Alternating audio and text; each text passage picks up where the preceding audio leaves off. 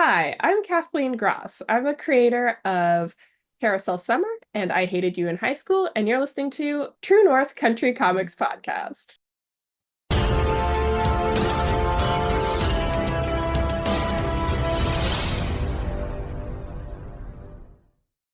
Welcome to the True North Country Comics Podcast, dedicated to promote Canadian comic book and graphic novel creators and supporters. I'm John Swinimer. On this episode, I chat with Kathleen Gros about her new graphic novels, Carousel Summer and I Hated You in High School, plus her plans for Toronto Comic Arts Festival 2025. Please like and subscribe to this website by hitting the subscribe button, so you'll be notified about new podcast interviews and article posts. This podcast is available wherever podcasts are enjoyed. Please like, follow, and subscribe. Based in Vancouver, British Columbia, Kathleen Gros is a cartoonist, having graduated with a BFA in illustration from Emily Carr University of Art and Design in 2015. She taught in the graphic novels and comics program at Langara College until its closure in 2023. She currently teaches students of all ages at Place des Arts in Coquitlam and teen students at Emily Carr University of Art and Design. Her works include Anne, an adaptation of Anne of Green Gables, sort of, from HarperCollins in 2022, Joe, an adaptation of Little Women, sort of, from HarperCollins 2020, Last Night at Wormwood High from Cloudscape Comics in 2015, and the webcomic Lunar Maladies from lunarmaladies.com from 2016 to 2020. She's contributed stories to several Cloudscape anthologies, including Fantastic Frights, The Witching Hours, and Waterlogged Tales of the Seventh Sea. Her 2025 releases are Carousel Summer, a middle-grade graphic novel from HarperCollins, and I Hated You in High School, a graphic novel for adults from Andrews McMeel Publishing. The story of Carousel Summer goes like this.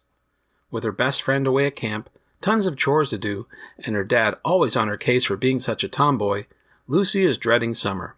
That is, until Milforth's plan to revive an old carousel for the town's 150th anniversary brings artist Ray and her daughter Anaïs to town. Anaïs is smart, funny, and easy to talk to, and Lucy, who's used to being judged for her looks and interest, finally feels at ease in her own skin. And she thinks she may feel something for Anaïs too. Leading up to Milforth's big birthday, tensions begin rising with locals, thanks to a shifty development company trying to overrun the town. Things also come to a breaking point at home when Lucy butts heads with her dad over how she wants to express herself as a girl. Can Lucy find the courage to be true to who she is? She's got the whole summer to find out. I Hated You in High School is an enemies to lovers story inspired by classic romantic movies, with a queer twist. The story goes like this. Struggling 20-something Tessa has a dead-end job as a barista and the dream of a creative career that never quite seems to take off. When the coffee shop where she works goes out of business, she is able to visit her parents for the first time in years. Arriving at her family home, she discovers that her parents have rented out the basement apartment to her high school nemesis, Olive Virtue. Old wounds resurface during Tessa's stay, but an accident that traps them in the attic forces them to face their past and think about their future. So, without further ado, here's my chat with Kathleen Gros about her new graphic novels, Carousel Summer and I Hated You in High School, plus her plans for Toronto Comic Arts Festival 2025. So Kathleen Gros, thank you very much for taking time to chat with me. Well, thank you so much for having me, John. I appreciate your time. I know you're very busy. You've got a lot of stuff going on with new books, but before we get going to all the questions, I would like to know, what are you reading today? What am I reading today? Actually, I'm reading a bunch of prose novels right now. So I'm sort of flipping back and forth between some vintage Canadian supernatural fiction with Tanya Huff's Blood Prince and some more contemporary fantasy with To Shape a Dragon's Breath by Monoquill Black Goose. So those are the two books I'm reading right now. Very good. I'm glad you found time to read because there's a lot of stuff. Like if you look at my office, I've got like books up to the wazoo. So trying to get through everything is tough. So I'm glad you found. And speaking about time, you've been able to put out not one, but two graphic novels for people to check out. So I wanted to talk a bit about those. The first being Carousel Summer and the other being I Hated You in High School. Just looking at them very briefly online, it looks like they're two different stories for two different audiences. But I wonder if you could talk a little bit about each, if you don't mind. Yeah, absolutely. You are right. They are four different audiences. Carousel Summer is my most recent book for middle grade readers. So it's aimed at readers about age 8 to 12, but I always say there's a little wiggle room on either side for who likes to read these stories. And Carousel Summer is about a girl named Lucy, and it's the summer between grades 7 and 8. And she feels like she's being abandoned by her best friend who has gone off to sleepaway camp for the whole summer. And the two girls are sort of writing letters back and forth to keep in touch over the summer. And Lucy really thinks that she's just going to have like the most boring summer ever in her small town now that her best friend's gone. However, an artist from the big city shows up to redesign and sort of revitalize this historic carousel that used to stand by the water. And she brings her daughter, who's the same age as Lucy. And Lucy and the daughter sort of become friends, sort of crushes develop, and they go on all these sort of adventures during the summer. That's kind of what Carousel Okay. Summer is about. Sure, sure. And I guess the flip side here, this book, I Hated You in High School, is a totally different type of story completely. Yeah, so I Hated You in High School is my debut graphic novel for adults, which I'm really excited about. I'm equally excited about these books, but I am excited that I get to sort of step into an adult space with I Hated You in High School. And I Hated You in High School is an enemies to lovers, sort of second chance romance set in between Vancouver and Toronto. And Tessa is the protagonist is sort of mid 20s trying to make a career in comics happen. It's not kind of happening. She's been working as a barista in her day job and she loses her job suddenly and gets this opportunity to go back from Vancouver to Ontario, where she's originally from, and visit her parents for this big party that her sister is throwing that summer. And she'd kind of forgotten that her parents had turned the basement in their house into a rental suite. And her high school nemesis is renting that basement apartment and is suddenly best friends with Tessa's parents. And they have to sort of, Tessa and all of the nemesis from high school sort of have to confront some things that happened in the past and figure out what's going to happen in the present and the future for them. So, Wow. yeah. Okay. Very adult. Yes, for sure. Yeah. So I guess the next question would be, were you getting tired of writing for a YA audience and you wanted to try adult, or you think it was something you wanted to broaden your horizon, so to speak? Yeah, no, I definitely wouldn't say I was tired of writing for children. I love writing for the 8 to 12-year-old range. Like, I think that's a really, really fun age to write for. And I have many more stories set for that audience. But I'm also an adult who likes discussing and thinking about like more adult themes and adult stories as well. So I don't want to just limit myself to one audience. I really have different audiences that I'd like to speak to. So I Hated You in High School was kind of just taking a little bit of a break from writing for children, just for fun, and seeing what I could write for my peers. I guess I got to ask you then, like, you weren't working on both these books at the same time, multitasking. It just happened to align with the publishing schedule, I guess, right? That's why there's two great No, books. Not, no? Oh, I was working on them at the same time. It was not necessarily initially supposed to happen that way, but sometimes just publishing schedules just get moved around a little bit with different people's like needs and schedules. So I ended up sort of overlapping a bit on the books. I can't remember entirely the overlap because last year, as you can imagine, was a bit of a blur finishing up both of these books. But I think I was coloring Carousel Summer while I was writing and drawing I Hated You in High School. I think that was the overlap. Yeah. wow, that's good multitasking skills because for most people, it's just like one line. I got to get this done completely from start to finish. But it sounds like you had like multi sort of work on the go to keep yourself focused. Was there any sort of regimen that you stuck to in order to get, like, you designate a certain part of the day to finish one book and then work on the other, or how did that work for you? Yeah, I usually just sort of treat my days like any other job where I kind of have my starting hours and my ending hours. And I really, really, really don't like to work past dinner. So I kind of just figure out a way to make it all happen. But yeah, usually it'd be like, oh, I have like this number of things that I need to do for like Carousel Summer in the day, this number of things I need to do for I Hated You in High School in the day, and usually be sort of like mornings for the more complex thing that I'd have to do, and afternoons for the less complex thing that I'd have to do. Right. Can I talk a little bit more about the creative process? I presume that you're a digital artist? I'm a hybrid. Okay. So Carousel Summer and I Hated You in High School have slightly different processes for the art. So for both, I always start off drawing pencil on paper.